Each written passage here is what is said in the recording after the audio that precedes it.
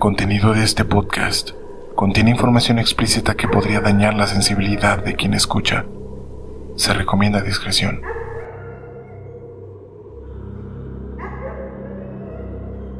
Sean bienvenidos a Rigor Mortis.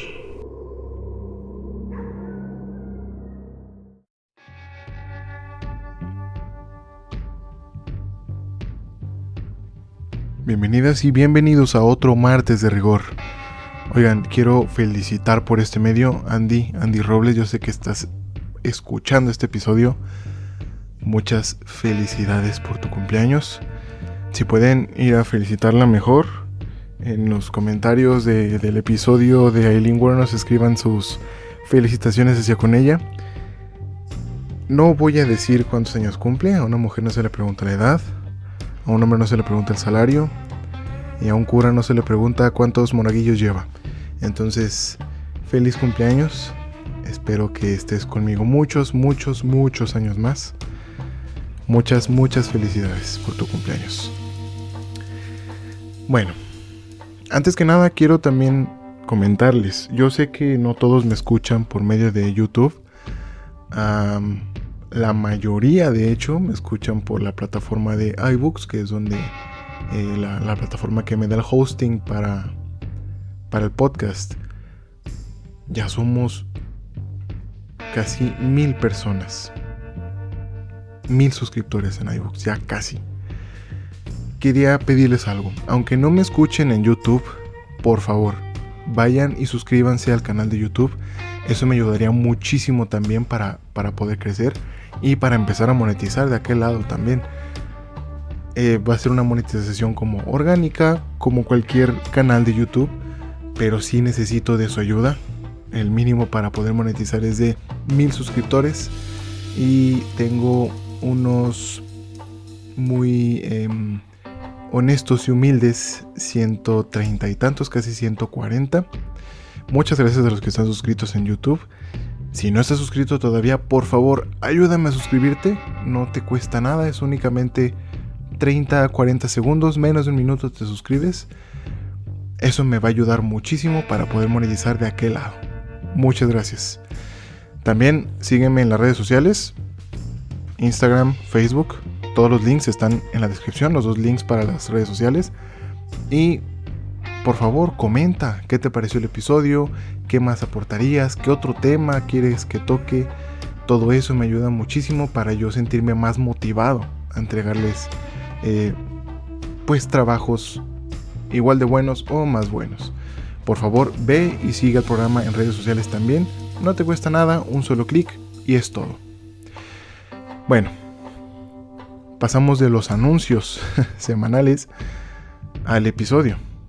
Sin más, los dejo con el episodio número 16 de la tercera temporada, aquí, en Rigor Mortis.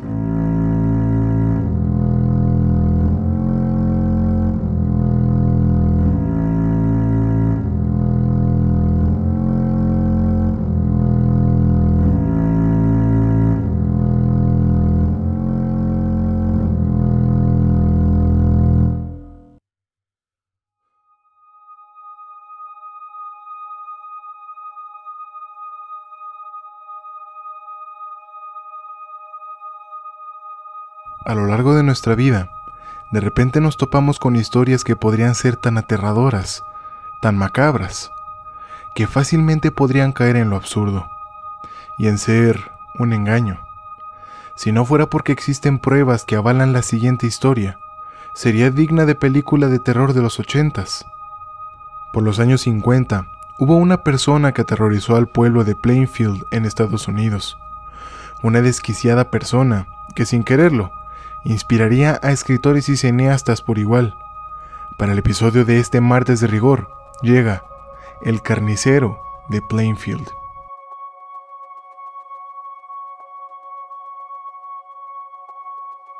Era el 27 de agosto de 1906. En La Crosse, Wisconsin, Estados Unidos, llegaba al mundo un niño, uno que ni siquiera lo sabía, pero se convertiría en un ente terrorífico. Ese día llegó al mundo Edward Theodore Gain. Fue el segundo hijo de la pareja formada por George y Augusta Gain. La situación en el núcleo familiar era bastante difícil. George y Augusta se habían casado en 1899, pero la relación estaba destinada desde un principio a ser un desastre. Mientras Augusta se dedicaba a trabajar con todo su esmero en una frutería, pues era un negocio familiar, George se la pasaba emborrachándose y acostándose con prostitutas, gastando el escaso dinero que ganaba en sus empleos fugaces, pues no duraba prácticamente nada antes de ser despedido. Era un hombre sin educación y que no sentía el menor apego a su familia. Esto hacía rabiar a su mujer, una descendiente de alemanes que había sido criada en un ambiente estricto y sumamente religioso. Definitivamente, estaba decepcionada de su matrimonio. En 1902, había nacido Henry, el primer hijo de la pareja, pero esto no fue suficiente para poder rescatar la relación. Luego, en 1906, Augusta vuelve a quedar embarazada y da a luz a Edward. La mujer se encontraba frustrada, pues deseaba tener una niña. Había desarrollado un incontenible odio hacia los hombres, y eran precisamente sus hijos quienes pagaban las consecuencias de todo lo que su padre holgazán y ebrio hacía. Era muy estricta con ellos, los reprendía y castigaba por cualquier cosa. Nunca los trató con afecto ni amor. Buscaba controlar todos los aspectos de sus vidas y los obligaba a tener nociones religiosas exageradas y absurdas. Evitaba que tuvieran amistades, a pesar de que sí tenían amigos en la escuela, pero les prohibía hablar con ellos, por considerarlos malas influencias y una amenaza para el control que buscaba ejercer en su familia. En 1913, los Gain se mudaron a Plainfield, a un rancho en las afueras de la ciudad. Parecía que la pareja trabajaría junta, forjando un nuevo y mejor porvenir. Pero las ilusiones duraron poco. Las constantes discusiones entre Augusta y George pronto derivaron en gritos y peleas que escalaban hasta los golpes. Mientras George volvía a emborracharse una y otra vez, Augusta no dejaba de recriminar cada cosa que hacía o decía a su marido, citando la Biblia en cada momento, pues consideraba que todo era un pecado. A esas alturas, la mujer despreciaba profundamente a George, y su único consuelo era arrodillarse y rezar en voz alta después de cada golpiza, mientras sus hijos observaban el patético espectáculo. En 1940, a raíz de sus vicios, falleció George Gain, postrado en una cama, lo que supuso una sensación de alivio para la familia, sobre todo para Augusta, quien ya no lo soportaba. Henry y Edward, que ya tenían más de 30 años, aún vivían en la casa de su madre, siguiendo sus estrictas reglas y trabajando en la granja. Desde pequeños les había enseñado que todos los hombres eran unos borrachos y mujeriegos como su padre, y que ellos no debían ser así. También les tenía estrictamente prohibido mantener contacto con las mujeres del pueblo, pues según Augusta, eran todas unas prostitutas y representaban la tentación de Satanás. Ed seguía como animal amaestrado cada una de las órdenes de su madre, pero desde pequeño había sentido bastante afición por los cómics de terror y las novelas policíacas, las cuales leía a escondidas, pues su madre consideraba que leer ese tipo de cosas también era un pecado. Por otro lado, Henry siempre fue más rebelde. A veces cuestionaba las palabras de su madre, incluso cuando citaba la Biblia. Al parecer, esta acción hacía enfurecer a Ed. En 1944, los hermanos Gain acudieron a apagar un incendio cerca de la granja donde vivían. En un confuso incidente, Henry murió asfixiado por el humo y Ed consiguió escapar de las llamas. Cuando llegó la policía, Ed los condujo hasta el lugar exacto del cadáver de su hermano, quien, a pesar de mostrar un golpe en la cabeza, parecía haber muerto en el incendio.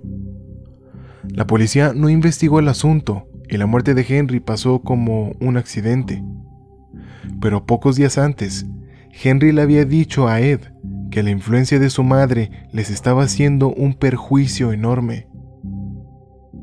Nunca se supo si Henry falleció víctima del humo y el fuego, o por un arrebato de ira de su hermano.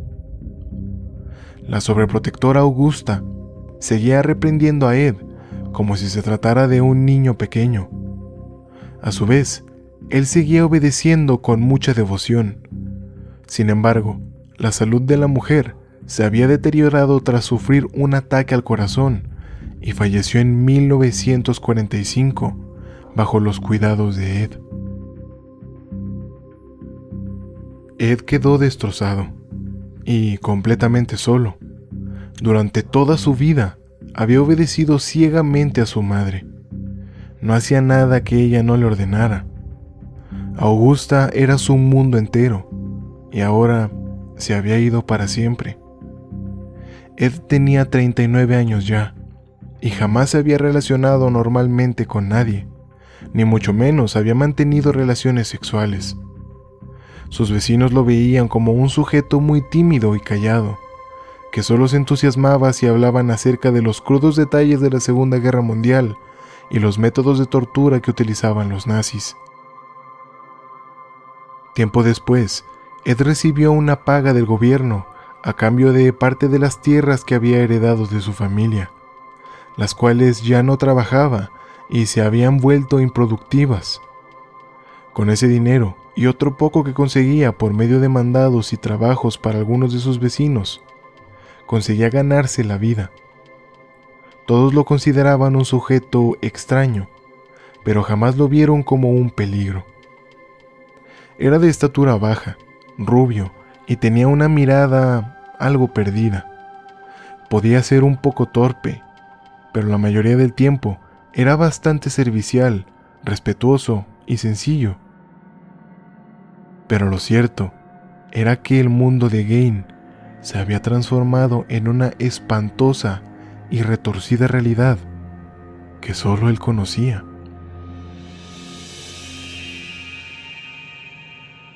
La taberna de Hogan era el lugar elegido por los hombres que buscaban emborracharse y pasar un buen rato por las noches.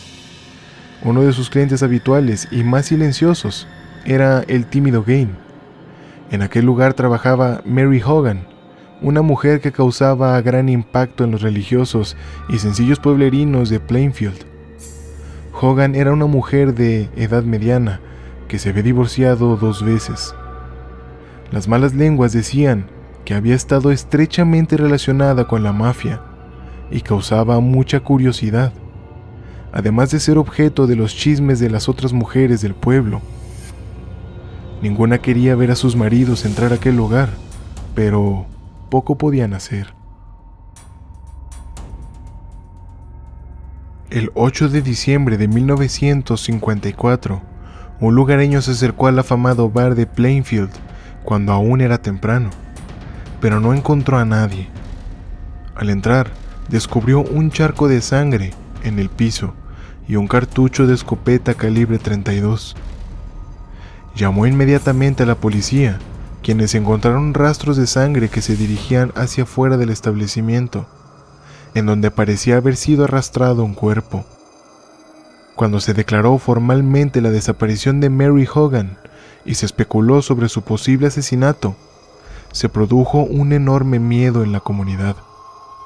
Algunos creían que los rumores sobre su pasado vinculado a la mafia eran finalmente ciertos y ofrecían una explicación plausible.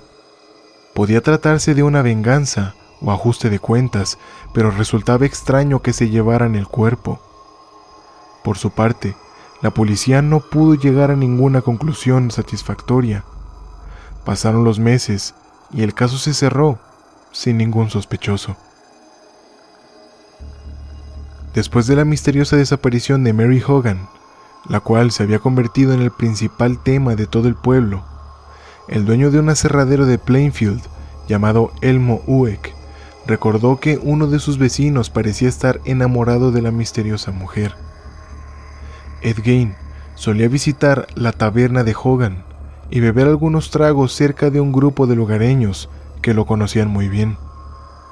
Ed había trabajado para muchos de ellos, y él era un blanco de bromas por la forma en la que miraba a la dueña del bar, con una mirada fija y casi sin parpadear. Por su parte, Ed no soportaba las bromas que incluyeran a las mujeres, por lo que procuraba mantenerse alejado, en un rincón, bebiendo solo. Ueck se encontró con Gein pocas semanas después, y se puso a charlar con él sobre lo que había acontecido en la taberna. Jugando a que bromeaba y a que hablaba en serio, le dijo que si se había enamorado de Hogan, debería haberse decidido antes y haber hablado con ella. Ahora que había desaparecido, era inútil. Pero Gein le respondió: «No ha desaparecido, ahora mismo está en mi granja». Y se echó a reír poniendo los ojos en blanco. Aquella respuesta dejó sorprendido a Ueck. Pero, después de todo, estaba hablando con Ed Gein, un sujeto tan raro, torpe y con aspecto de tonto. De él se podía esperar cualquier cosa, por lo que no le prestó mucha importancia. El 16 de noviembre de 1957, una nueva desaparición sorprendió a la comunidad. El departamento de policía de Plainfield recibió un llamado que los alertaba de la desaparición de la dueña de una conocida ferretería del pueblo, llamada Bernice Warden.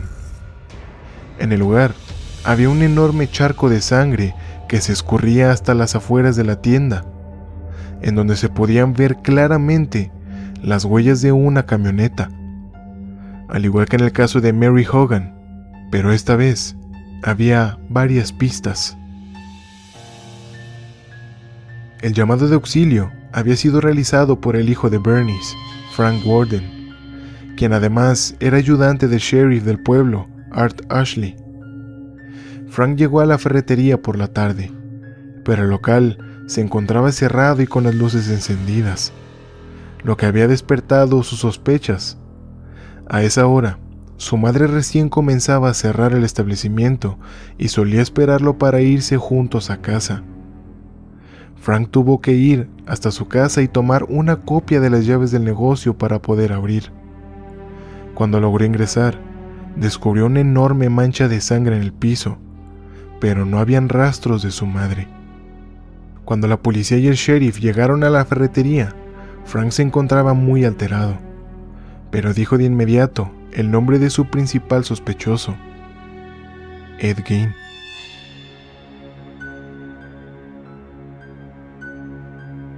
Bernice Warden le había comentado a su hijo que Gein había estado rondando la ferretería durante varios días, poniéndola algo nerviosa. Realizaba compras pequeñas o a veces no compraba nada, pero siempre parecía tener una excusa para presentarse por ahí y cruzar un par de palabras inocentes. En una ocasión, había tenido el valor de invitarla a patinar, a lo que ella se negó de manera amable.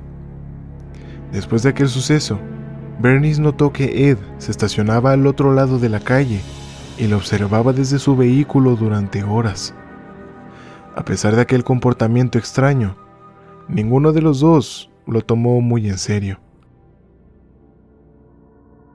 Pero por si fuera poco, el nombre de Ed Gein figuraba en el libro de contabilidad de la tienda como el último cliente que había sido atendido por Bernice aquel día.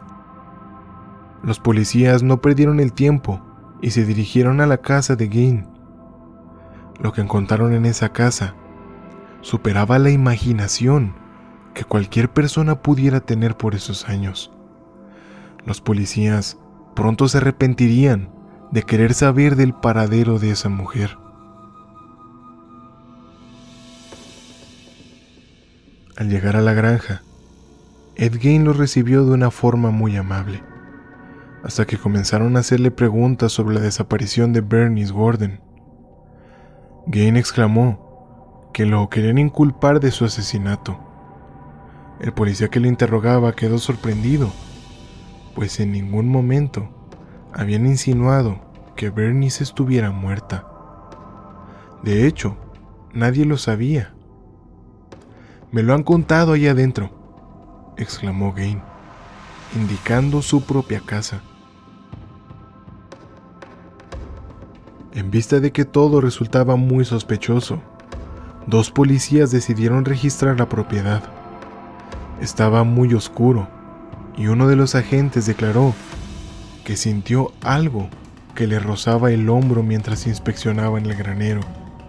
Al voltearse, en la penumbra, descubrió un cuerpo desnudo, decapitado y colgado boca abajo, con un tobillo amarrado a una polea y el otro atravesado por un gancho de carne. El torso estaba abierto en canal desde la vagina hasta el pecho y había sido eviscerado cuidadosamente. Tras el espantoso descubrimiento, ambos policías corrieron hasta enfrente de la casa y detuvieron a Gain, el cual no mostró ningún tipo de resistencia. Aún después de aquel aterrador hallazgo, el dantesco espectáculo realmente los esperaba adentro de la casa. Primero, los agentes trataron de recuperarse del profundo shock que les había producido tan atroz hallazgo. Luego, solicitaron refuerzos, pues a simple vista, el interior de la granja de Gain parecía un verdadero chiquero, y aún debían encontrar la cabeza de la víctima. Habían cerros de basura tirados por todo el lugar. Algo que también había llamado la atención de los policías fue una corona fúnebre que colgaba por el lado posterior de la casa, a modo de adorno. Aquello sería la antesala del verdadero horror. En el interior de la casa de Gain se encontraron 9 máscaras de rostros humanos que colgaban de las paredes, un collar de labios y dientes, un chaleco hecho con partes de un torso femenino, mesas, sillas y lámparas de piel y huesos humanos, un cubrecama hecho de piel, vaginas y senos, un corazón en una sartén, un cinturón de pezones, 4 cráneos que adornaban la cabecera de la cama de Ed, partes de la piel de una mano que servía para guardar un cuchillo, cráneos partidos que hacían de cenicero o de taza, cabezas cosidas con hilo. A donde voltearan, había una creación más espantosa que la otra. La casa era un genuino asco, entre revistas pornográficas, costales de trigo y heces del mismo Gain. Sin embargo, la habitación de Augusta, su madre, estaba tapizada con tablas y se mantenía tal cual la había dejado al morir. Mientras cientos de curiosos se acercaban a la granja de Gain para ver lo que estaba ocurriendo, la policía aún no daba crédito a semejante hallazgo. Tampoco se podía determinar con exactitud la cantidad de cadáveres que había dentro. La prensa se enteró de la noticia y se publicó en primera plana, causando espanto y escepticismo a la vez. Aquello era descabellado. Parecía sacado de una película de horror. Los espantosos detalles de los utensilios y adornos fabricados con piel humana estremecieron a toda la nación, y los titulares llegaron a publicarse en casi todo el mundo. Era repulsivo, pero el morbo siempre puede mucho más. Todos querían saber quién era Ed Gain y cómo había sido capaz de semejantes actos. Y también querían ver las fotografías de aquellas máscaras de piel humana de las cuales tanto se estaba hablando. Poco les interesaba saber quiénes habían sido las víctimas y por qué habían sido asesinadas. Pero Gain tenía poco que explicar. Si bien había admitido abiertamente haber asesinado a Bernice Worden de un escopetazo y luego haberla decapitado en su casa para luego colgar su cadáver en el granero, Era un hombre que presentaba evidentes problemas mentales y no entendía muchas de las preguntas que la policía le hacía. Sonreía constantemente, como por cortesía, pero no comprendía la magnitud de lo que había hecho. Los agentes decidieron pedir la ayuda de varios psiquiatras, quienes tuvieron la compleja misión de descifrar la atormentada mente de Ed Gein. Tras varias sesiones, los especialistas lograron tener algunas nociones del estado mental del asesino y sus motivaciones. Advirtieron a la policía que el sujeto sería incapaz de afrontar un juicio, pues en pocas palabras, era mentalmente incompetente. Ed Gein se había convertido en un sujeto reprimido y asexuado, además de desarrollar un fuerte complejo de Edipo. Esto, en gran parte, por culpa de su madre, la cual lo sobreprotegía de forma exagerada y enferma. Al mismo tiempo, y en medio de sus delirios y alucinaciones, se obsesionó con la idea de realizarse un cambio de sexo, pues había visto por televisión la primera operación de ese tipo que se había realizado con éxito, en el cuerpo de George Jorgensen, quien después se renombró como Christine Jorgensen y se convirtió en actriz. Con la muerte de Augusta, Ed había quedado solo y devastado, pero también libre para dar rienda suelta a sus fantasías más perversas, muchas de ellas relacionadas con el cambio de sexo y el travestismo, algo que siempre fue un tabú para él. Gein confesó a los psiquiatras que había asesinado a Mary Hogan y a Bernice Worden, pues se había enamorado de ellas, principalmente porque se parecían mucho a su difunta madre. Es muy probable que cometiera actos de necrofilia y canibalismo con sus cuerpos, pero Gein nunca fue precisamente claro en estos puntos. De hecho, muchos sabían que Ed no podía ver la sangre. Le producía náuseas y mareos presenciar el sacrificio de animales como cerdos o cabras, algo muy común en las granjas de Plainfield. A pesar de que Gein había reconocido 2 asesinatos, la cantidad de partes humanas encontradas en su casa correspondían al menos a las de 11 personas. Sin embargo, estas provenían de profanaciones de tumbas que cometió durante años en el cementerio de Plainfield, acompañado por otro sujeto tan extraño como él mismo, un tal Gus. Gein se dedicó a exhumar cadáveres humanos para llevarlos a su casa y convertirlos en ropa, pantallas de lámparas y otros utensilios macabros. En algunas ocasiones solo se llevaba los trozos más interesantes de los cuerpos, como las vulvas.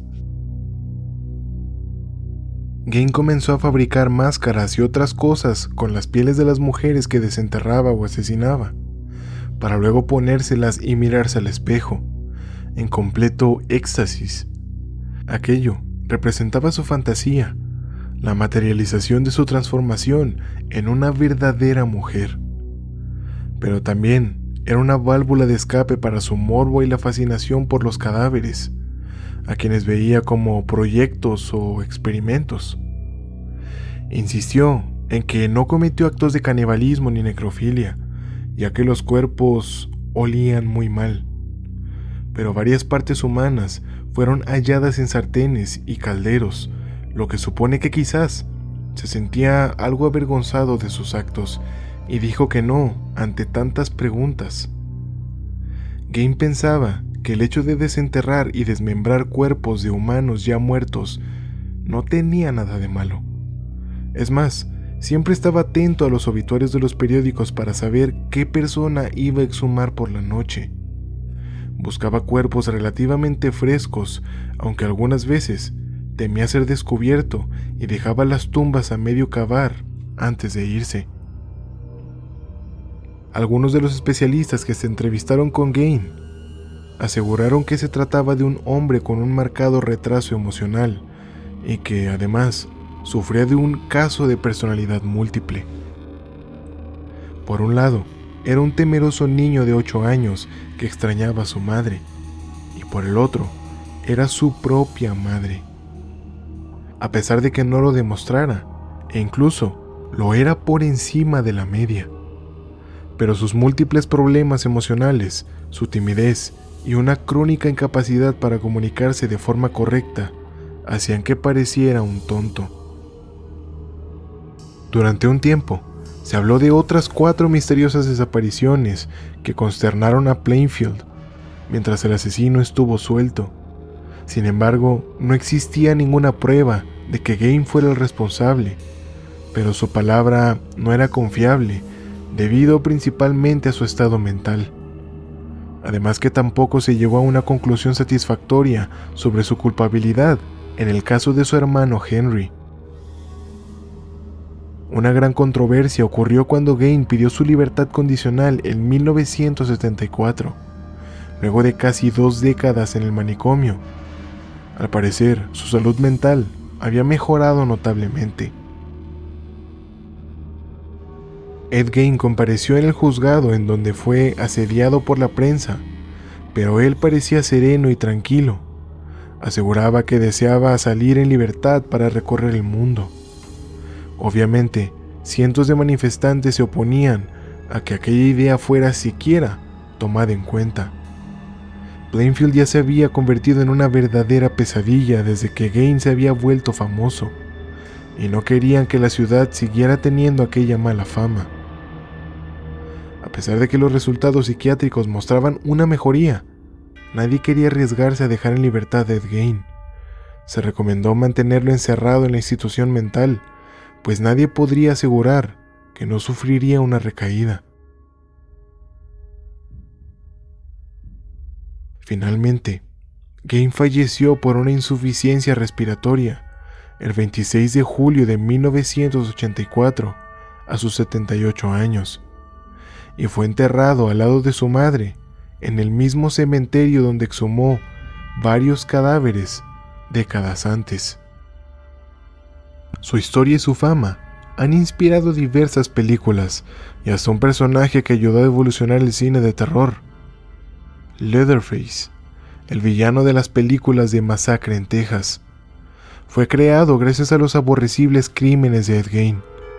Siempre es difícil ponerse en el lugar de los enfermos mentales, sobre todo cuando han cometido uno o varios crímenes. Es difícil siquiera pensar en sus motivaciones, lo que pasaba por su cabeza en esos momentos y en la aparente calma en la que se pueden desenvolver después de cada crimen. La enfermedad de Gein era una esquizofrenia. Habían voces en su cabeza que le decían qué hacer.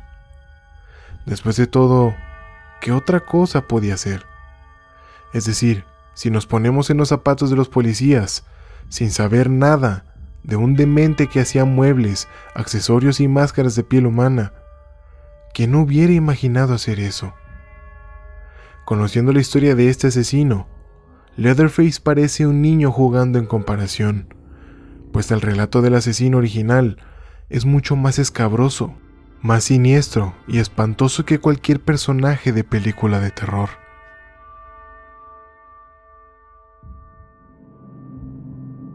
Si el episodio les gustó, por favor, comenten qué les pareció en redes sociales. Sigan el programa en Instagram y en Facebook. Los links los van a encontrar en la descripción del episodio. Además, por si me escuchas o por si no me escuchas en YouTube, te invito a que te suscribas al canal. Esto a mí me ayuda muchísimo para comenzar a monetizar de aquel lado. No te tardas nada, toma menos de 1 minuto. Así que mientras estás escuchándome, podrías ir y suscribirte. Muchas gracias, gente, por prestarme su tiempo y sus oídos.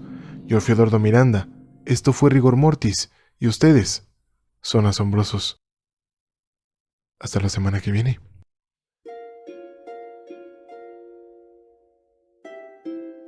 En el próximo episodio de Rigor Mortis. Octubre no podría quedarse sin cerrar con broche de oro.